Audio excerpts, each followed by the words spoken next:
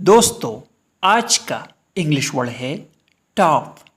Top का क्या मतलब है, आइए सीखते हैं आज की इस छोटी सी वीडियो में।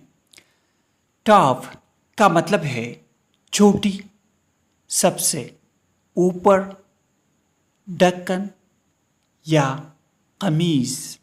आइए इस वर्ड को सेंटेंसेस में इस्तेमाल करते हैं। She reached the top of the mountain. वो पहाड़ की चोटी पर पहुंच गई। Please close the bottle with its top. बराई करम बोतल को उसके ढक्कन से बंद करें। दोस्तों, चैनल को सब्सक्राइब करें और वीडियो को लाइक और शेयर ज़रूर करें। Thanks for watching this video.